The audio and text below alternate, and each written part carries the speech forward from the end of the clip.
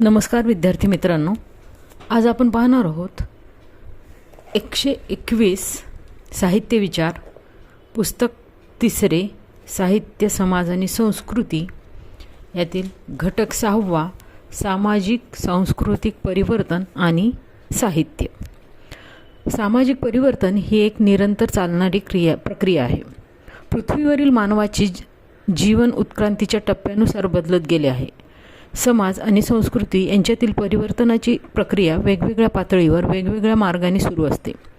या परिवर्तनाचे जाणीवपूर्वक प्रयत्नही केले जात असतात. जगातील सर्व देशांमध्ये आणि सर्व संस्कृतीमध्ये प्राचीन काळापासून परिवर्तनासाठी जाणीवपूर्वक प्रयत्न झाल्याचा इतिहास आहे. एखाद्या लोकसमूहात जेव्हा एखाद्या क्षेत्रातील परिवर्तनासाठी जाणीवपूर्वक प्रयत्न केले जातात तेव्हा त्या प्रयत्नांचे रूपांतर चळवळीत होते. राजकारण, अर्थकारण, धर्मकारण आणि कला व संस्कृतीच्या क्षेत्रांमध्ये अनेक चळवळींनी सामाजिक परिवर्तने घडवून आणली आहेत. अशा प्रकारच्या परिवर्तनवादी चळवळी आणि साहित्य यांचे जवळचे नाते असते. साहित्यातून सर्वसामान्य जनतेच्या भावना व संवेदना जागृत करण्याचे काम लेखक करीत असतात. म्हणून समाजात व इष्ट परिवर्तन घडवून आणायचे असेल तर लेखकांनी चळवळीत भाग घ्यावा असे काहींना वाटते. भारतावर इंग्रजांचे राज्य असताना मराठी लेखकांनी स्वातंत्र्याचे आंदोलन करणाऱ्यांना चे मनोबल वाढवणारे साहित्य निर्माण केले. तसेच सामान्य जनते राष्ट्रीय भावना निर्माण करणारे साहित्य मोठ्या प्रमाणावर लिहिले. मराठीतील दलित आणि ग्रामीण साहित्याच्या चळवळीने दलित व ग्रामीण जनतेच्या प्रश्नांना वाचा फोडली. त्या प्रश्नासंबंधी जनमत जागृत केले. 1960 नंतर महाराष्ट्रातील सामाजिक व्यवस्थेवर त्याचा अपेक्षित परिणाम झाल्याचे दिसून येते. साहित्यात सामाजिक परिवर्तनाच्या शक्यता कशा प्रकारच्या असतात, लेखकाची सामाजिक व जाणीव सामाजिक चळवळीसाठी कोणत्या स्वरूपात कार्यरत असते यासंबंधी या प्रकरणात विचार करावयाचा आहे. साहित्य ही एक ललित कला आहे. साहित्याचे साधन असलेली भाषा मात्र सामाजिक संस्था आहे. कोणतीही साहित्यकृती समाजनिरपेक्ष असू शकत नाही. लेखकाच्या अवतीभोवतीच्या सामाजिक सांस्कृतिक घडामोडींविषयी आकलन अनुभूतीच्या रूपात साहित्यात आविष्कृत झाले असते. लेखकाची समाजाकडे व जीवनाकडे पाहण्याची एक भूमिका असते. तसेच त्या भाषिक समूहात लेखक जन्म घेतो व वाढतो. त्या समूहातील जीवनमूल्यांशी त्यांचे संवादितत्व असते. त्याची साहित्यकृती म्हणजे त्याची सामाजिक कृतीच असते. लेखक आपल्या भूमिकेशी प्रामाणिक असतो. साहित्यातील कलामूल्यांइतकेच तो जीवनमूल्यांशीही प्रामाणिक असतो. म्हणूनच सामाजिक परिवर्तनाशी त्याचे नाते असते. अवतीभोवतीच्या सामाजिक वास्तवाच्या संदर्भात लेखकाची काही एक बांधिलकी असते. ती बांधिलकी स्वीकारणे हा त्याच्या नैतिकतेचा आवश्यक भाग असतो. या बांधिलकीमुळेच लेखक सामाजिक परिवर्तनाच्या प्रक्रियेमध्ये सामील होतो, परिवर्तनाच्या चळवळीचा एक भाग बनून जातो. कोणत्याही समाजात परिवर्तनासाठी विविध प्रकारच्या चळवळी निर्माण होत असतात. त्यातही सामाजिक आणि सांस्कृतिक चळवळींशी साहित्याचे व साहित्यिकांचे जवळचे नाते असते. चळवळीचा साहित्यावर कोणता परिणाम होतो आणि साहित्यामुळे चळवळींना कोणती बळ मिळते हाही विवेचनाचा विषय आहे. 1960 नंतर मराठी साहित्यात ग्रामीण, दलित व स्त्रीवादी साहित्याचे प्रवाह प्रभावीपणे पुढे आले. या साहित्याच्या चळवळीचे स्वरूप कसे होते आणि त्याचा कसा परिणाम झाला याचे या ठिकाणी विवेचन केले आहे. साहित्य आणि क्रांती प्रणवता. साहित्य आणि समाज यांच्यातील संबंधामध्ये साहित्याचे समाजाप्रती उत्तरदायित्व कोणते असा प्रश्न नेहमीच विचारला जातो. अन्य ललित कलांपेक्षा या संदर्भात साहित्यिकाकडून विविध अपेक्षा केली जाते. साहित्यातून सामाजिक जाणीव व्यक्त करण्याची क्षमता, सामाजिक व्यवहारांचे सूक्ष्म दर्शन घडविण्याच्या शक्यता आणि साहित्यकाची समाजाप्रती असलेली बांधिलकी या गोष्टी गृहीत धरल्यामुळे अशा प्रकारच्या अपेक्षा निर्माण होतात. सामाजिक व सांस्कृतिक परिवर्तनासाठीच साहित्याचे प्रयोजन आहे असेही काही मतप्रवाह आहेत. मानवी मनाचे उन्नयन करणे, उदात्त मानवी मूल्यांचा संस्कार वाचकांच्या मनावर करणे आणि सामाजिक प्रश्नांची विश्लेषण करून समाजातील वासना विकारांचे विरेचन करणे हे साहित्याचे कर्तव्यच आहे असे प्राचीन काळापासून मानले जाते. तसं राष्ट्रांचा इतिहास व साहित्य या दृष्टीने तपासून पाहिला असता साहित्याचे समाज परिवर्तनाचे प्रयोजन सिद्ध झाल्याचे अनेक उदाहरणे सापडतात. अमेरिकन, फ्रेंच व रशियन राज्यक्रांतीने त्या देशातील वाङ्मयावर परिणाम घडवून आणला. अमेरिकन स्वातंत्र्याच्या जाहीरनाम्यातील मूलभूत हक्कांनी राजकीय क्षेत्रात क्रांतिकारकच तत्त्वांचे अधिष्ठान निर्माण केले. त्यामुळे अमेरिकन साहित्यात उमटलेले पडसाद महत्त्वाचे होते. अनेक सांस्कृतिक समस्यांना व अंगांना अमेरिकन लेखक सामोरे गेले. मार्क ट्वेन व हेनरी जेम्ससारख्या प्रसिद्ध लेखकाचा उदय तेथे याच कालखंडात झाला. फ्रेंच राज्यक्रांतीने समता, बंधुता व स्वातंत्र्य या मूल्यांना राजकीय क्रांतीच्या कायम तत्त्वज्ञानाची प्रतिष्ठा प्राप्त करून दिली. ही मूल्ये केवळ ललित साहित्यालाच नव्हे तर समग्र जीवन क्षेत्रात प्रेरक ठरली. मानवाची मुक्ती, मानवाची महती, सामाजिक समता, आर्थिक समानता, सामाजिक न्याय यांसारख्या मूल्यांचे जतन ललित वाङ्मयाने केले असे म्हणता येईल. मराठी साहित्यात विचार केला तर वारकरी संप्रदायाच्या संत ज्ञानेश्वर ते संत तुकाराम यांनी एकीकडे आत्मशोधन घेताना दुसरीकडे समाज मनाला एका विशिष्ट दिशेने प्रेरित करण्याचा प्रयत्न केला. वारकरी संतकवींनी लोकांना संकुचित कर्मकांडातून मुक्त करण्याची, भजन कीर्तनांतून सामाजिक परिवर्तनाचे ऐतिहासिक कार्य केले आहे. 19व्या शतकात अवतरलेल्या कादंबरीसारख्या मराठी गद्याने तर सामाजिक प्रबोधन आपले जबाबदारीच मानली होती. हरिभाऊ आपटे, वामन मल्हार जोशी, श्रीधर व्यंकटेश केतकर, वि. स. खांडेकर या कादंबरीकारांनी प्रत्यक्ष व अप्रत्यक्षरित्या ही जबाबदारी पार पाडली. सामाजिक परिवर्तनाची किंवा क्रांतीची तहान ही समाजाची जशी असते तशीच ती त्या काळातील प्रतिभावंत साहित्यकांची देखील असते. प्रबोधन किंवा परिवर्तन अशी बांधिलकी स्वीकारलेले साहित्य कलामूल्यांच्या दृष्टीने हिणकस असते असेही समीक्षक मानतात. परंतु विश्व साहित्यात किंवा मराठी साहित्यात प्रतिभावंत साहित्यिक म्हणून ज्यांनी मोलाची कामगिरी केली आहे त्यांनी सामाजिक उन्नयन किंवा वैचारिक क्रांती हे आपले व्रत मानून त्या दिशेने लेखन केले आहे असे निश्चितपणे म्हणता येते. या संदर्भात राग जाधव म्हणतात, साहित्यातील क्रांतिकारकता त्या दिशेने लेखन केले. साहित्यातील क्रांतिकारकता जीवन सापेक्ष असते. ललित साहित्यातील क्रांती केवळ वृत्तरचनेची घाटांची, अभिव्यक्तींच्या तंत्रांची नसते तर ती वृत्ताची, आशयाची क्रांती असते. जीवनविषयक संवेदनांची, जाणीवांची ती क्रांती असते. समाजात, शास्त्रात, तंत्रात, राजकारणात, अर्थकारणात जे बदल होत असतात, जे नवीन असे काही निर्माण होत असतात त्यामुळे जीवनावर नाना प्रकारचे परिणाम होत असतात. या परिणामाच्या मुळाशी जाऊन माणसाचे माणूस म्हणून असणारे मूल्य कसे जपावायचे हा ललित वाङ्मयाचा प्रयत्न असतो. म्हणून क्रांतिकारक घटनांची, शोधांची अपूर्वा ही ललित साहित्याची अपूर्वा ठरत नाही, तर अशा घटनांतून, शोधांतून माणसांची सुखदुःखे, त्याची जीवनविषयक जाण कशी बदलत आहे, त्या बदलाचे ताणेबाणे तो कसे सहन करीत आहे व त्यातून मानव्याचा गाभा व अर्थ कितपत टिकून राहत आहे याची अपूर्वा ललित साहित्यात आढळते. साहित्य आणि विद्रोह. विद्रोह ही एक सामाजिक प्रवृत्ती आहे. ती साहित्य त्यातही आढळते, कारण साहित्य ही विद्रोह व्यक्त करण्याचे एक साधन आहे. किंबहुना विद्रोही साहित्य हाच एक प्रकारचा विद्रोह आहे किंवा कृती आहे. साहित्याचा समाजाशी अन्योन्य संबंध सांगत असताना साहित्य निर्मिती ही एक सामाजिक कृती आहे असे आपण विधान करतो, तेव्हा त्याचे प्रत्यंतर विद्रोही साहित्यासारख्या प्रकारातून थेटपणे येते. सामाजिक विचारांचा आणि परिवर्तनवादी चळवळीचा इतिहास लक्षात घेतला तर विद्रोहाची संकल्पना आधुनिक आहे असे लक्षात येते. युरोपमध्ये 18व्या शतकापासून म्हणजे औद्योगिक समाजाच्या उदयानंतर प्रोटेस्टची किंवा निषेधाची किंवा विद्रोहाची संकल्पना प्रचलित झाल्याचे दिसते. 20वे शतक तर विद्रोहाचेच शतक मानले जाते. अमेरिकेतील निग्रो समाज, रोडेशियातील आफ्रिकी समाज, ऑस्ट्रेलियातील आदिवासी समाज आणि भारतातील आजवर अस्पृश्य मानला गेलेला समाज हे सर्व विद्रोही विचारप्रणालीने पेटलेले समाज आहेत.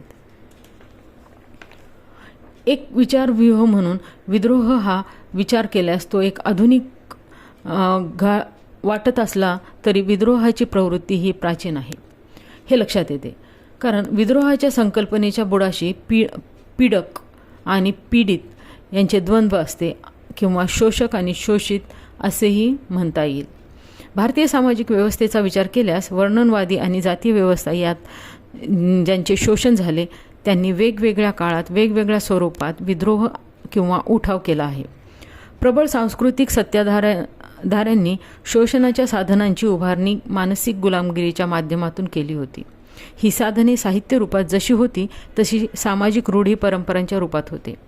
त्यामागे दर्शने, तत्त्वज्ञान, पुराणे आणि कथाकहाण्यांचे अत्यंत परिणामकारक अधिष्ठान रुजविले गेले होते. तरीही चार्वाक आणि बुद्ध यांच्या रूपाने प्रस्थापित चिरेबंद व्यवस्थेविरुद्ध विद्रोह झाले. या विद्रोहाचे परिणाम शतकानुशतकांपासून आजवर झिरपलेले आहेत. किंबहुना मराठी साहित्यात 13व्या शतकात झालेली संत काव्याची चळवळ, 19व्या शतकातील वैचारिक गद्याची चळवळ आणि 1960च्या सुमारास उदय पावलेली दलित साहित्याची चळवळ त्या प्राचीन विद्रोहाचाच परिणाम आहे. विद्रोही चळवळी अनेक रूपात आपला विद्रोह व्यक्त करतात. साहित्य ही त्यापैकी एक अभिव्यक्ती आहे. जगातील राजकीय, सामाजिक व सांस्कृतिक परिवर्तनाच्या, क्रांतीच्या व उठावाच्या घटनांची नोंद साहित्याने घेतली आहे. किंबहुना या संदर्भात साहित्य हे अत्यंत संवेदनशील असल्याने साहित्याने वेगवेगळ्या वेळोवेळी त्या चळवळींना हातभार लावला आहे. भालचंद्र नेमाडे यांनी विद्रोही साहित्याबद्दल पुढील निरीक्षणे नोंदवली आहेत. ज्या प्रकारची संस्कृती असेल तिला अनुरूप असे विद्रोही साहित्य तिच्यात निर्माण होते. विद्रोही चळवळी समाज जीवनात काहीतरी बिघडल्याचे दर्शवितात. विद्रोही साहित्यातून ह्या रोगाचे निदान करता येते. विद्रोही साहित्य अल्पसंख्याकांच्या जाणीवांमधून प्राय निर्माण होते. ह्या जाणीवा समाजातील प्रबळ लोकांच्या जाणीवाविरुद्ध आणि साहजिकच ह्या लोकांच्या साहित्यिक आदर्शाविरुद्ध नवीन वस्तुस्थितीची मांडणी करतात. समाजातील विविध नागरी व राजकीय संस्थांची अस्तित्वात असलेली व्यवस्था अमान्य करणे हे विद्रोही साहित्याचे ध्येय असते. दर युगात सत्ताधारी वर्गाच्या मूल्यांचे प्रभुत्व समाजात दर्शनी समतोल साधत असते.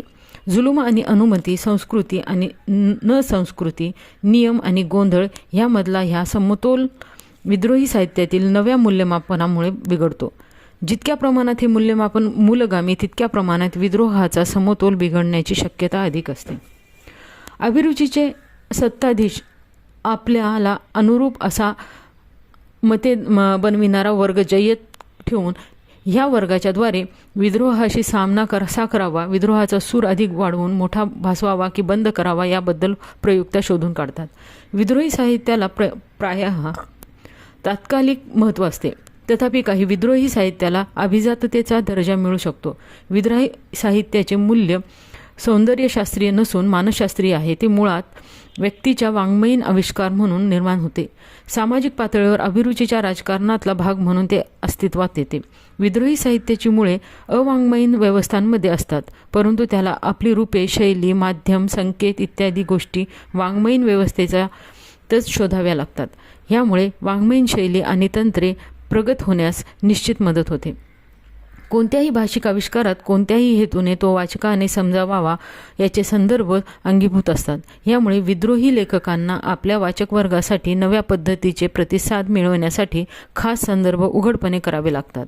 दुर्दैवाने ह्या प्रकारामुळे विद्रोही साहित्य जादा वाचिकाभिमुख किंवा वाचकांचा अभिमान डिवचणारे निपजते.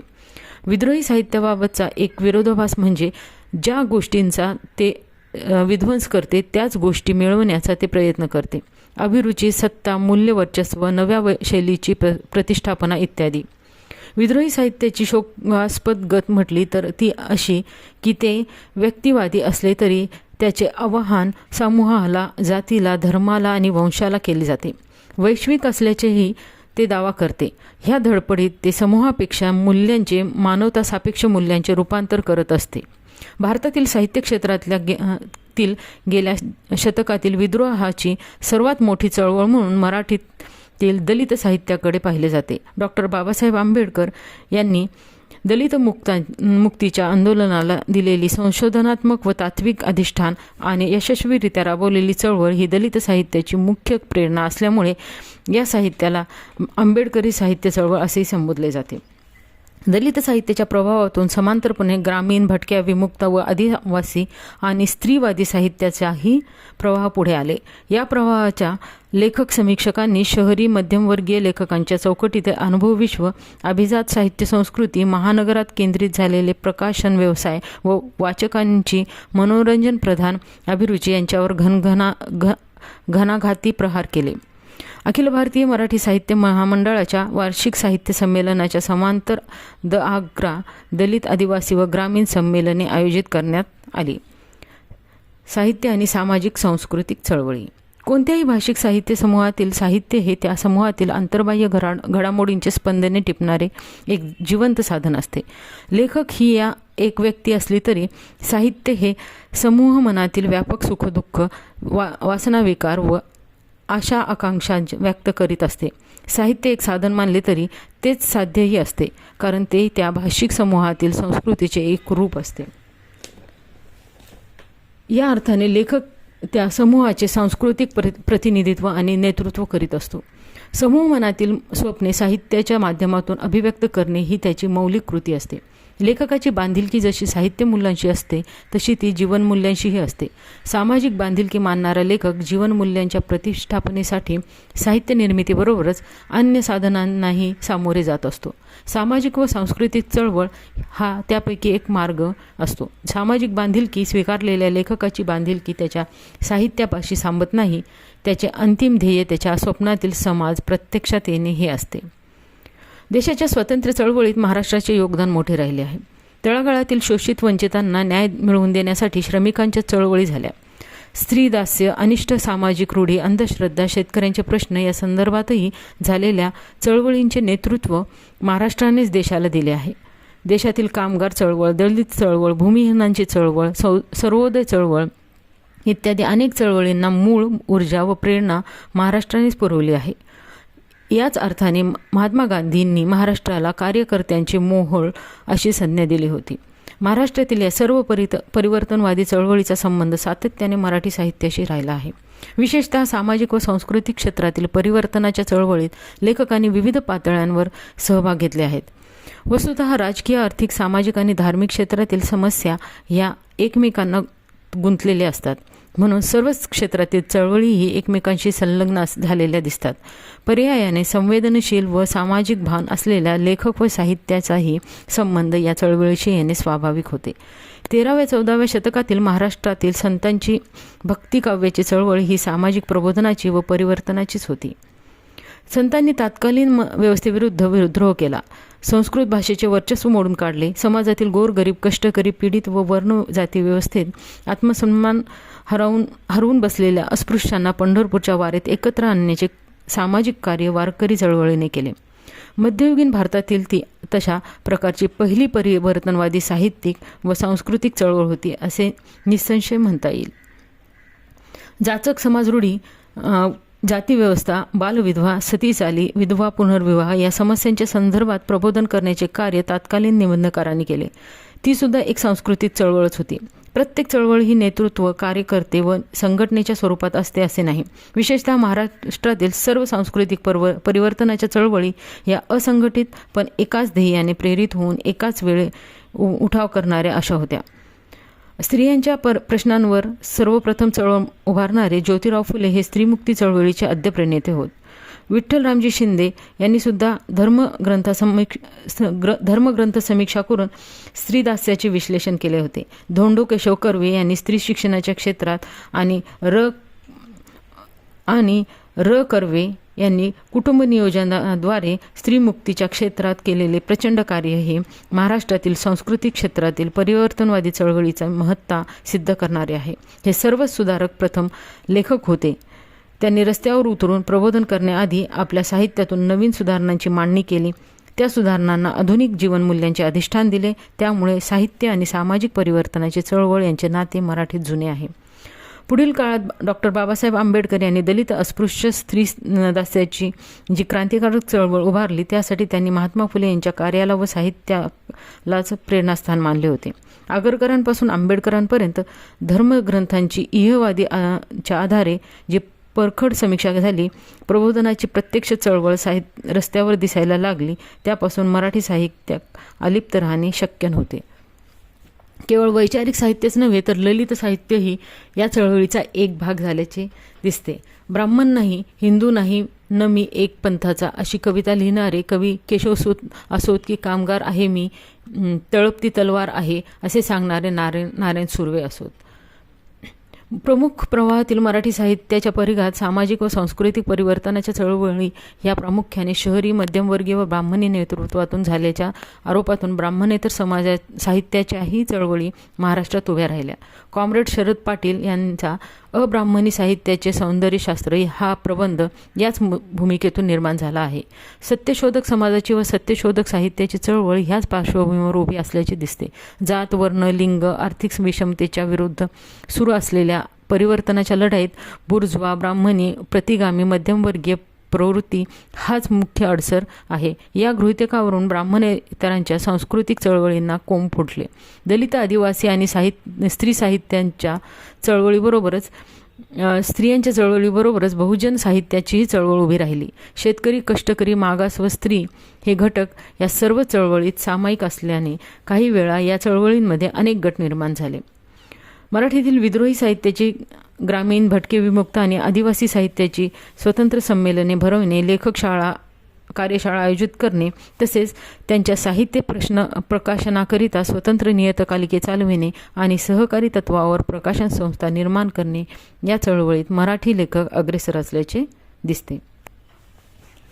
दलित साहित्याची चळवळ. दलित साहित्य हा 1960 नंतर मराठी वाङ्मयात आढळून येणारा एक ठळक प्रवाह आहे. या प्रवाहाने स्वतःचे निराळेपण सिद्ध केले आहेच, शिवाय या प्रवाहामुळे मराठी वाङ्मयही समृद्ध झाले आहे आणि मराठी वाङ्मयाच्या कक्षा व्यापक झाल्या आहेत. दलित साहित्य हे दलित चळवळीचे साहित्य असून ते दलितांच्या चळवळीतून उदयाला आले.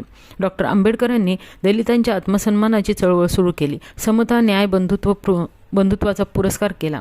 त्याआड येणाऱ्या रूढी धर्मग्रंथांना नाकार दिला. त्यासाठी त्यांनी संघर्ष करावा लागला. दलितांना माणुसकीचा हक्क नाकारणाऱ्या रूढी परंपरांची बीजे असलेल्या धर्मग्रंथाची कठोर समीक्षा करावी लागली. प्रस्थापित सांस्कृतिक मूल्य व्यवस्थेला त्यांनी आपल्या संशोधनाच्या बळावर नाकार दिला. समता, स्वातंत्र्य, न्याय व बंधुत्व या मूल्यांच्या पुरस्कारासाठी त्यांनी अथक लेखन करावे लागले. संसदीय पद्धतीच्या लोकशाहीची एक मर्यादा असते. ह्या पद्धतीत परिवर्तन अतिशय मंद स्वरूपात होते, पण परिवर्तन होणे अटळही असते. म्हणून संसदीय लोकशाही मजबूत होऊ शकेल अशीच ही मागणी असल्यामुळे दलिताची चळवळ गतिशील राहणे आवश्यकही असते. दलित साहित्याने माणूस हेच मूल्य आहे हे मत स्वीकारले आहे. माणसाची प्रतिष्ठा, माणसाचे स्वातंत्र्य ह्याला दलित साहित्य केंद्रस्थानी मानते. एक माणूस एक मूल्य ह्या लोकशाहीचा आत्मा आहे असे आंबेडकरांनी म्हटले आहे. दलित साहित्याचे व चळवळीचे उगमस्थान बाबासाहेब आंबेडकरांचे विचार, त्यांची जीवनदृष्टी व त्यांनी केलेली आंदोलने हेच आहेत, हे निर्विवाद.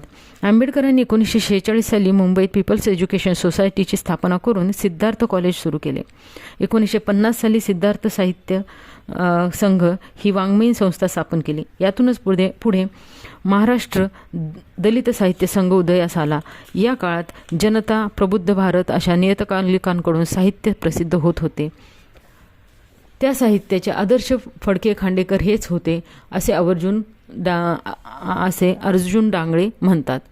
1953 ते 54च्या काळात दलित जीवनाचे समर्थ चित्रण करणारा व त्यांच्या व्यथावेदनांना शब्दरूप देणारा एकच कलावंत होता, तो म्हणजे अण्णाभाऊ साठे. आणि हाच दलिताला पहिला महान लेखक असे मत डांगळे नोंदवतात. आंबेडकरांनी महाडचा 14 तळ्याचा सत्याग्रह केला. काळाराम मंदिराचा सत्याग्रह केला.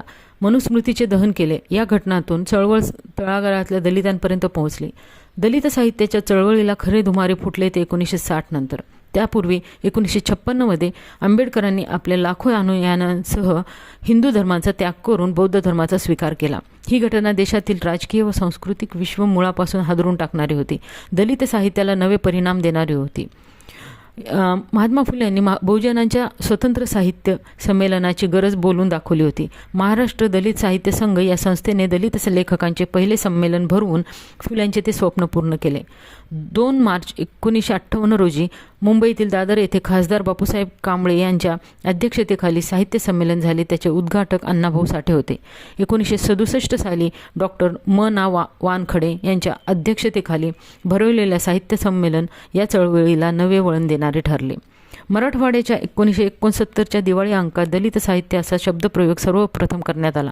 1960 नंतर बाबुराव बागुल व नारायण सुर्वे हे लेखक पुढे आले. त्यांनी त्यावेळी लिटिल मॅगझिनची चळवळ उदयास आली. ती दलित साहित्याच्या चळवळीस पूरक ठरली. सतीश कळसेकर, प्रदीप नेरुरकर व नारायण बांदेकर यांनी फक्त या लघु नियतकालिकात विद्रोहाच्या कविता संपादित केल्या होत्या. बागुलांच्या जेव्हा मी जात चोरली या कथेने मराठी साहित्य विश्वाला हादरात दिला. 1968 साली मरण स्वस्थ होत आहे या बागुलांच्या दुसऱ्या कथासंग्रहाला राज्य पुरस्कार मिळाला होता. 1972 मराठी सारस्वताला भूकंपासारखा हादरा देणारी घटना म्हणजे नामदेव ढसाळ यांच्या गोलपिठा या कविता संग्रहाचे प्रकाशन. या निमित्ताने महाराष्ट्राच्या सर्व शहरात जथ्याने तरुण किंवा कवी लेखक चर्चा करू लागले. दलित कामगार, कष्टकरी संघटना, काम करणारे हे कार्यकर्ते साहित्याच्या प्रभावाने भारावून गेले होते. याच दरम्यान 9 जुलै 1972 रोजी नामदेव ढसाळ, अर्जुन डांगळे व ज.वी. पवार यांनी दलित पॅन्थर या संघटनेची स्थापना केली. थोडक्यात दलित साहित्याच्या चळवळीचा प्रवास म्हणजे मराठी साहित्यातील परिवर्तनवादी चळवळीचा प्रवास आहे. कारण याच चळवळीपासून ग्रामीण, आदिवासी, भटके व स्त्रीवादी साहित्याच्या चळवळींना प्रेरणा घेतली असे दिसते. ग्रामीण साहित्याची चळवळ.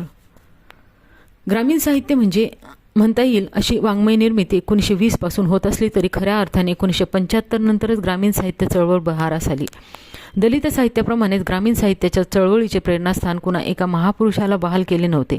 मात्र ज्योतिराव फुले यांनी 1883 लिहिलेल्या शेतकऱ्याचा आसूड या ग्रंथाने देशात प्राचीन काळापासून शेतकऱ्यांचे शोषण कसे सुरू होत आहे याची वैचारिक मांडणी केली. ती ग्रामीण साहित्याचे एक प्रेरणा केंद्र म्हणता येईल. कारण शतकानुशतके पारंपरिक जीवन जगणारा ग्रामीण समाज मूलतः कृषी केंद्रित जीवन जगतो. त्यांच्या जीवनाचे सार संदर्भ शेवटी कृषी जीवनाशी निगडीत झालेले असतात. खेड्यातील सारे सण, उत्सव, मानपान, जातीव्यवस्था आणि अर्थव्यवस्था ही प्रामुख्याने शेतीशी निगडीत असते. खेड्यावर आसमानी सुलतानी संकटे आली तरी ग्रामीण व्यवस्था पुष्कळशी अभंग राहिली. तिचे प्रश्न ती सोडवित राहिली. परंतु स्वातंत्र्योत्तर काळात क्रमाने ग्रामीण जीवनात विविध प्रश्न निर्माण होऊ लागले.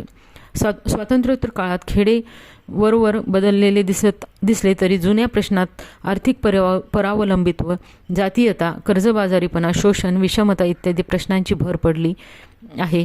काही थोडके धनिक शेतकरी सोडले तर मध्यम शेतकरी, अल्पभूधारक, शेतमजूर, छोटे मोठे कारागीर, स्त्रिया आहे तर तिथेच आहेत. त्यांची सर्व प्रश्नांची झुंज चालूच आहे. हरित क्रांतीने सामान्य माणूस ती दुःखे भोगत आहे. तो रक्तहीन, शक्तिहीन, अर्थशक्तिहीन आणि चैतन्यहीन झाला आहे. ग्रामीण जीवनाचे चित्र रंगविण्यासाठी काही लेखक पुढे आलेले दिसतात. विशेषतः 1960 नंतर ग्रामीण लेखकाला सामाजिक जाणीवेन लिहावे असे वाटते. कथा, कादंबरी, नाटक, कविता इत्यादी वाङ्मय प्रकारात बदलत्या जाणीवांचे स्वरूप प्रत्ययास येते. ग्रामीण साहित्यातील नवीन वळणे चाक मात्र फिरत ठेवा असा आग्रह धरू लागली आहेत. ग्रामीण साहित्य आणि दलित साहित्य हे एकाच ग्रामातील अभिव्यक्ती असली तरी या दोन वाङ्मय प्रकारात गाव आणि गावकोस यातील अंतर स्पष्ट जाणवते. 1960 नंतर ग्रामीण साहित्यिकांची पिढी त्यांच्या भोवतीचे ग्रामीण वास्तव मांडण्याचा प्रयत्न करीत होती. या पिढीतील डॉक्टर आनंद यादव व प्राध्यापक र बोराडे हे महत्त्वाचे व बिनीचे लेखक आहेत. 1972 नंतरची ग्रामीण जीवनातील स्थित्यांतरे डॉक्टर आनंद यादव व प्राध्यापक बोराडे यांच्या साहित्यात आढळतात. समविचारी, समदुःखी, समदृष्टी विचारी मंडळीचा विशेषतः साहित्य क्षेत्रात नव्याने काही मांडू इच्छिणाऱ्या नवगतांच्या शोधात राहायला सांगत होती. परिणामी 1978 ते 1979 साली पुणे येथे डॉक्टर आनंद यादव यांनी पुढाकार घेऊन पतंगराव कदमांच्या मदतीने ग्रामीण साहित्याचे मेळावे घेतले. पिढींची ग्रामीण कथा व शीर्षकाखाली स्पर्धा घेऊन काही निवडक नव्या ग्रामीण कथांचा प्रातिनिधिक संग्रह संपन्न केला. यातून ग्रामीण साहित्याच्या चळवळीत ग्रामीण भागातील अनेक नवे लेखक जोडले गेले. दुष्काळ, नापिकी आणि शेतीविषयक धोरणांमधील विसंगती यामुळे गेल्या 10 वर्षात हजारो शेतकऱ्यांनी आत्महत्या केल्या आहेत. ग्रामीण साहित्याचा केंद्रबिंदू शेतकरी हाच आहे. याच अनुभव विश्वावर आधारित साहित्याच्या चळवळीचा प्रवास येथे अधोरेखित करावायचा आहे. याच काळात राज्य पातळीवर ग्रामीण साहित्य संमेलनाची कल्पना पुढे आली. प्रवरानगर, नेवासा, चांदवड, माजलगाव आणि प्रदीर्घ काळानंतर 1999 श्रीगोंदे येथे महाराष्ट्र पातळीवरची ही संमेलने पार पडली. या व्यतिरिक्त विभागीय, जिल्हा, तालुका, ग्राम पातळीवरची ही एकदिवसीय छोटी मोठी संमेलने भरली. अजूनही काही ठिकाणी ग्रामीण भागातून छोटी छोटी संमेलने चालूच आहेत. अनेक ठिकाणी विद्यापीठीय, महाविद्यालयीन पातळीवर शिबिरे, चर्चासत्रे व कार्यशाळा नावारूपाला आली. साहित्याच्या चळवळीत मोर्चे, धरणे, सत्याग्रह इत्यादींसारख्या आंदोलनाचे नसतात, परंतु मेळावे, संमेलने, शिबिरे, कार्यशाळा, चर्चासत्रे इत्यादी आयोजने हे अपेक्षित असतात. पण चळवळीचे खरे सामर्थ्य तात्विक व वैचारिक मांडणीत असते. ग्रामीण साहित्याच्या चळवळीला 1990 नंतर नवे वळण मिळाले ते चांदवड येथील झालेल्या राज्यस्तरीय संमेलनामुळेच. कारण याच काळात शेतकऱ्यांच्या प्रश्नावर रान उठवणारे शरद जोशी यांच्या प्रभावातून ग्रामीण भागातील शेतकरी व तरुण वैचारिक मांडणीमुळे भारावून गेले होते. शेतकरी संघटनेची तात्विक मांडणी ग्रामीण साहित्याच्या चळवळीला बळ देणारी होती, परंतु शेतकरी संघटनेचे आंदोलन आणि ग्रामीण साहित्य चळवळ यांच्यात पुरेसा सुसंवाद दिसून आला नाही. असे असले तरी या चळवळीतून मराठी साहित्याला अत्यंत कसदार साहित्य देणारे कथाकार, कवी व कादंबरीकार लाभले, हे नाकारता येणार नाही. प्रातिनिधिक उदाहरण द्यायचे तर ग्रामीण भागातील लेखक सदानंद देशमुख यांच्या 12 मास या कादंबरीला साहित्य अकादमीचा पुरस्कार मिळाल्यामुळे ग्रामीण साहित्याची चळवळ फळास आल्याचे समाधान मिळाले. स्त्रीवादी साहित्याची चळवळ 1975 आंतरराष्ट्रीय महिला वर्ष युनोने जाहीर केल्यानंतर भारतातही अनेक ठिकाणी परिषदा, सभा आयोजित केल्या गेल्या. स्त्री प्रश्नांबाबत प्राधान्याने व मूलभूत स्वरूपाचे नवे विचार यातून मांडले गेले. स्त्रीला स्वचित्वाची जाणीव व्हावी, लिंगभेदाची विषमता, पुरुषप्रधान व्यवस्थेत स्त्रीचे त्या आधारे होणारे लैंगिक, आर्थिक व मानवी पातळीवरचे शोषण यांची समाजाला जाणीव व्हावी, असा त्यामागील उद्देश होता. महाराष्ट्रात मुंबई, पुणे यासारख्या शहरातून ही नवी जाणीव प्रथम निर्माण झाली. त्यानंतर औरंगाबाद, कोल्हापूर, नागपूर, अमरावती अनेक लहान शहरांतही अनेक सभा, चर्चा यातून आत्मसन्मानाची जाणीव स्त्रियांमध्ये निर्माण होऊ लागली. स्त्री पुरुष विषमतेबद्दल सुशिक्षितांना जाणीव असली तरी चळवळीच्या पातळीवर असा विषय पचविणे समाजाला कठीण होते, कारण ही मांडणी व हा विचार सर्वस्वी नवा होता. स्त्रीमुक्ती, स्वातंत्र्य हे पाश्चात्य खूळ आहे व हे समाजाला घातक आहे, अशी ही हकाटी परंपरावादी मानसिकतेतून जाहीरपणे सुरू झाली. वस्तुतः 19व्या शतकात समाज सुधारकांच्या कार्यामुळे स्त्रियांवर होणाऱ्या सामाजिक अन्यायाला वाचा फुटली होती. मराठीत 700 वर्षापासून स्त्रियांचे लेखन आढळते. संत परंपरेत मुक्ताबाई, महादंबा, जनाबाई, सखूबाई, सोयराबाई, कान्होपात्रा, बहिणाबाई यांनी अभंग, ओवी अशा काव्य प्रकारात लेखन केले. अर्वाचीन काळात सावित्रीबाई फुले, ताराबाई शिंदे, लक्ष्मीबाई टिळक, बहिणाबाई चौधरी, काशीबाई कानिटकर, आनंदीबाई शिर्के, कुसुमावती देशपांडे, मालतीबाई बेडेकर, इरावती कर्वे, दुर्गा भागवत यांच्यापासून इतर इंदिरा संत, शांता शेळके, शिरीष पै, पद्मा गोळे या स्त्रियांच्या लेखनात स्वची जाणीव मंदगतीने जागृत होत गेल्याचे दिसते. 1885 लिहिलेल्या स्त्री पुरुष तुलना हा ताराबाईंचा निबंध मराठीतील स्त्रीवादी साहित्याची नांदी देणारा आहे. साठोत्तरी साहित्यात दलित, ग्रामीण अशा चळवळीतून घडलेल्या वैचारिक मंथनाचा परिणाम स्त्रीवादी लेखकांच्या साहित्यावर झालेला दिसतो. चर्चा, सभा, आंदोलने, मोर्चे, सत्याग्रह यामुळे स्त्रियांना बळ प्राप्त झाले. स्त्री पुरुष समानतेचे वारे होऊ लागल्यावर स्त्रिया शिकल्या व आपली मते त्यांनी साहित्यातून मांडण्यास सुरुवात केली. प्रसंगी चळवळीही उभारल्या. 1975 ते 1985 हे महिला सक्षमीकरण दशक युनोने जाहीर केले होते व याच काळात महाराष्ट्रात स्त्रीमुक्ती चळवळीने जोर पकडला. ही नवी लाट शहरी स्त्रियांमध्ये विशेष जाणीव निर्माण करून देणारी ठरली. स्त्रियांचे शिक्षण, अर्थार्जन, समाजातील तिचे स्थान यावर चळवळीतून समाजाच्या पारंपरिक मानसिकतेत परिवर्तन घडून लागले होते. तरीही ग्रामीण भागात मात्र पारंपरिक विचारांचा अधिक प्रभाव होता. नारी समता मंचाने स्त्रियांच्या वाट्याला येणाऱ्या सर्वच प्रश्नांचा वाचा फोडली. समाजवादी महिला सभा, महिला दक्षता समिती, कोल्हापूर या संघटनांनी स्त्रियांना वैचारिक व्यासपीठ निर्माण करून दिले.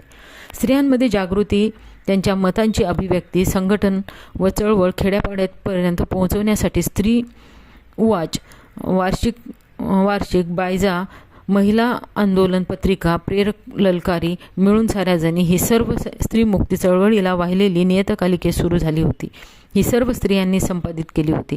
पुण्यात विद्या बाळ, मुंबईत छायादातार नीलम गोरे, शारदा साठे, विदर्भात सीमा साखरे, रूपा कुलकर्णी या कार्यकर्त्या स्त्रियांवरील बलात्कार, अत्याचार थांबवून कायदेशीर न्याय मिळवून देण्याच्या तत्पर असतात. स्त्रियांसाठी विविध संस्था, मदत केंद्रे चालवून स्त्रियांमध्ये सतत जागृती निर्माण करण्याचा ध्यास आजही चाललेला आहे. या सर्व चळवळीचा परिणाम म्हणून शहर आणि खेड्यातील मुली महिला लिहू लागल्या. स्वतःचे अस्तित्व, अधिकार आणि समाजातील त्यांचे स्थान याचे भान त्यातून प्रकट होऊ लागले. दलित साहित्याप्रमाणे चळवळीने लेखिका निर्माण केल्या आणि लेखनातून चळवळ अधिक जोमदार होऊ लागली. आता बघूयात आदिवासी साहित्य चळवळ. मराठीतील ग्रामीण व दलित साहित्य प्रवाहापेक्षा आदिवासी साहित्याचा प्रवाह वेगळा आहे, कारण त्यांच्या प्रेरणा, समस्या आणि स्वरूप पूर्णपणे वेगळे आहे. वेदना आणि विद्रोह ही दलित साहित्याची आधारभूत तत्वे असतील, तर आदिवासी साहित्याला त्यासोबत आदिमाता ही एक वेगळे निसर्गदत्त तत्व असे निश्चितपणे म्हणता येईल. महाराष्ट्रात वास्तव्यास असलेल्या काही जमातींचा मराठी भाषेशी संबंध आला. तसेच मराठी भाषिकांच्या या जमातीशी तो संबंध आला. त्यातून उद्भवलेले साहित्य म्हणजे मराठीतील आदिवासी साहित्य होय. 1960 नंतर सर्व स्तरावर ज्या सामाजिक सांस्कृतिक उलथापालथी झाल्या, त्या अनुषंगाने आदिवासी साहित्याच्या संदर्भात प्रमोद मनुघाटे यांनी पुढील प्रमाणे निरीक्षणे नोंदविली आहेत. 1960 नंतर दळणवळणाच्या साधनामध्ये मोठी क्रांती झाली. त्यामुळे आदिवासींचा नागर जीवनात प्रवेश झाला. आदिवासी बहुल प्रदेशात लोकशाही व्यवस्थेतील राजकारणामुळे आदिवासींच्या अस्तित्वाचे प्राधान्याने दखल घेणे भाग पडले. आदिवासींसाठी शासकीय योजना अस्तित्वात आल्या. त्यामुळे शासकीय यंत्रणा आदिवासींपर्यंत पोहोचली. स्थानिक व्यापारी, शासकीय व वन विभागातील कर्मचारी यांच्याकडून आदिवासींचे होणारे आर्थिक व लैंगिक शोषण हे डाव्या विचारसरणीच्या चळवळकर्त्यांच्या कार्याचा मुख्य विषय बनला गेला. आदिवासी समूहातील नैतिक व लैंगिक स्वातंत्र्य, त्यांचे निसर्गनिष्ठ जीवन, आदिम चित्र, नाट्य व नृत्य प्रकार, गूढ व रहस्यमय परंपरा यावर चिंतनशील मानवशास्त्रीय संशोधनाचा अभ्यास सुरू झाला. आदिवासींवरील अन्यायाच्या निमित्ताने दुर्गम प्रदेशात नक्षलवादी व पुढे माओवादी चळवळी सक्रिय झाल्या. त्यामुळे शासनाकडून आदिवासींसाठी राबवित असलेल्या रोजगार, शिक्षण व आरोग्याच्या योजनांचे अपयश लक्षात आले. आदिवासी हे पोलीस व नक्षलवादी यांच्या दोघांच्याही छळाचे बळी ठरले. मोठी धोरणे व मोठे प्रकल्प ज्या क्षेत्रात उभारले गेले, तेथील प्रकल्पग्रस्त आदिवासींचे स्थलांतर होत असल्याने त्यांच्या विस्थापनातून निर्माण झालेल्या प्रश्नांची मानवाधिकारांच्या संदर्भात राष्ट्रीय पातळीवर चर्चा सुरू झाली. आदिवासींची त्यांच्या जन्मभूमीत रुतलेली मुळे, विस्थापनामुळे येणारी सांस्कृतिक उपरेपणाची भावना, नागर जीवनाशी विविध पातळ्यांवरील संघर्ष, बदललेल्या जीवनशैलीत अस्तित्वाचा प्रश्न अशा अनेक वर्तमान जाणीवांनी शिक्षित मराठी समाजमन प्रभावित झाले. फुले, आंबेडकर व गांधी यांच्या वैचारिक क्रांतीतून प्रेरित झालेले युवक आदिवासींमध्ये कार्य करण्यास प्रवृत्त झाले. विनोबा भावे व जयप्रकाश नारायण यांच्या प्रेरणेतून छात्र युवा संघर्ष वाहिनी, युवक क्रांती दल या चळवळी उभ्या राहिल्या.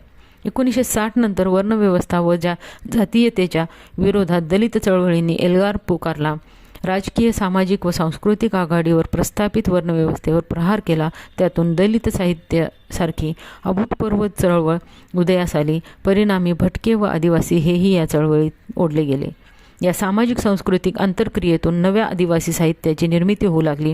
शिक्षित आदिवासी मराठीतून समस्याप्रधान ललित साहित्याची निर्मिती करू लागले. मराठी लेखकांच्या ललित साहित्याच्या केंद्रस्थानी आदिवासी जीवन येऊ लागले. अशा प्रकारे समकालीन जीवनाला वास्तवाच्या कठोर भूमिकेतून भिडणे हे साठोत्तरी साहित्याचे महत्त्वाचे लक्षण आदिवासी मराठी साहित्याच्या संदर्भात प्रेरक ठरले असे लक्षात येते. मराठी दलित विद्रोही चळवळीमधून साहित्याकडे पाहण्याचा सोशिओ लिटररी नवा दृष्टिकोन तयार झाला. या दृष्टिकोनातूनच प्राचीन इतिहास, रामायण महाभारतासारखी महाकाव्ये व आर्य अनार्य संघर्ष यांचेही नव्याने उत्खनन झाले. लोकशाही मूल्ये, सामाजिक चळवळी व संशोधनाच्या या नव्या दिशा यामुळे महाराष्ट्र ज्या नव्या सांस्कृतिक चळवळीचा जन्म झाला त्यापैकी एक म्हणजे आदिवासी साहित्य चळवळ होय. डॉक्टर गणेश देवी म्हणतात, राजवटी कोणत्याही असोत आदिवासींना माणसातून उठवण्याचा प्रयत्न झालेला आहे. इंग्रज सैन्याच्या दळणवळणासाठी जंगल साफ करताना आदिवासींनी आपल्या धनुष्यबाणांनी एक शतकभर इंग्रजांशी लढा दिला. पण या लढाईत आपल्या देशातील व्यापारी व तथाकथित पुढारलेले लोक इंग्रजांशी व इंग्रजी भाषांशी एकरूप झाले. इंग्रजांना विरोध करणाऱ्या आदिवासींना इंग्रजांनी 1871 साली वहीम गुन्हेगार जमात ठरवली. सन 1952 भारत सरकारने अशा 200 जातींना विमुक्त जनजाती असे नाव दिले. इंग्रज व नंतर सरकार दरबारी वजन असलेल्या भारतीयांना शिकारीचे परवाने मिळाले. मात्र ससे होले मारणाऱ्या आदिवासींना शिक्षा होऊ लागली. त्यांना शेतीचे ज्ञान नाही, कोणताच व्यवसाय नाही. मग पोलिसांच्या छळानेच त्यांना चोऱ्या करायला, दारू गाळायला भाग पाडले. पोलीस कोठडीत त्यांच्यावर स्त्रियांवर होणारे अत्याचार लक्ष्मण गायकवाड सारख्या लेखकांनी प्रथम लोकांसमोर आणले. या वैचारिक उत्खननाचे प्रतिबिंब आजच्या आदिवासी कविता व कादंबरीत स्पष्टपणे दिसते. आदिवासींच्या सांस्कृतिक आदिम हे तत्त्व जसे साहित्याच्या चळवळीच्या अस्मितादर्शक मानबिंदू ठरले, तसेच आर्यांतरांची लिंगपूजक दाक्षिणात्य संस्कृतीची प्राचीन ऐश्वर्यशाली संपन्न राजवट हा मुद्दा अभिमानाचा विषय ठरला आहे. अखिल भारतीय मराठी साहित्य संमेलन दलित, ग्रामीण, भटके, आदिवासी आणि मुस्लिम साहित्यिकांना पुरेसे स्थान मिळत नाही. या उद्देशाने स्वतंत्र साहित्य संमेलने भरविण्यात आली. आदिमता हे तत्त्व आणि समृद्ध भूतकाळ हे सांस्कृतिक संचित आदिवासी साहित्य चळवळीच्या पाठीशी असले तरी या चळवळीतील विचारवंतांना व लेखकांना काही प्रश्नांचे आव्हान प्रारंभी स्वीकारूनच पुढे जावे लागले. आदिवासी कवितेने आदिवासींचे अस्तित्वभान सिद्ध करण्याचा प्रयत्न केला आहे, तर प्राचीन इतिहास, वर्तमानात संघर्ष आणि आदिवासी अस्मिता जागविणारे जननायक कादंबरीत आढळतात. कथा, नाटक व एकांकिकांमधून आदिवासींच्या देव धर्मविषयक कल्पना, कुलदैवतावरील असीम निष्ठा, वन्यजीवांशी त्यांचा जैविक संबंध, वनांवरील हक्क या प्राण्यांची शिकार या संदर्भातील शासनाशी संघर्ष, घोटूल संस्था, स्त्री पुरुष संबंध, विवाह, जन्ममृत्यूविधी यांचा आविष्कार सकसपणे झाला आहे. थोडक्यात आदिवासींची निसर्गनिष्ठा, जीवनशैली आणि नैतिकता, त्यांचा धर्म आणि श्रद्धा यांच्या संस्कृतीमधील दैवते आणि मिथके, गूढ कला, परंपरा आणि लोकसाहित्य हे आदिवासी साहित्याचे मौलिक संचित आहे. मात्र आदिवासींनी विकासाच्या संदिग्ध धोरणातून निर्माण झालेले प्रश्न जटिल आहेत. वसाहतवादाच्या नवा चेहरा असलेल्या जागतिकीकरणातून होत असलेले शोषण, नक्षलवादी, माओवादी चळवळी, सेज, भांडवलशाही प्रकल्पांमुळे विस्थापित झालेल्या आदिवासींचे प्रश्न, तथाकथित सुधारणांचे सरकारी धोरण आणि त्यामुळे उभा राहिलेला सांस्कृतिक संघर्ष या मौलिक आशयसूत्रांवर अधिष्ठित आदिवासी मराठी साहित्य एकूणच मराठी साहित्याच्या कक्षा रुंदावतात. एकंदरीत साहित्यातून सामाजिक व सांस्कृतिक परिवर्तन शक्य आहे काय, असा प्रश्न एकेकाळी विचारला जात असे. त्याचे नेमके उत्तर देणे कठीण असले तरी सर्वच देशामधील व भाषांमधील साहित्य हे सामाजिक प्रश्नासंबंधी स्पंदनशील राहिले आहे. हा इतिहास आहे. आधुनिक काळात पाश्चात्य देशात व ज्या राज्यक्रांत्या झाल्या त्यातील क्रांतीप्रणवता साहित्याने टिपून घेतली असे दिसते. साहित्यातून क्रांतीला आणि चळवळीला प्रेरणा मिळाल्याचेही उदाहरण आहेत. लेखकाची समाजाकडे व जीवनाकडे पाहण्याची भूमिका ही समाजनिरपेक्ष असू शकत नाही. साहित्यकृती म्हणजे त्याची सामाजिक संस्कृतीच असते हे सत्य मानले तर त्याचे साहित्य हेही सामाजिक परिवर्तनाचे साधन ठरते हेही मानावे लागेल.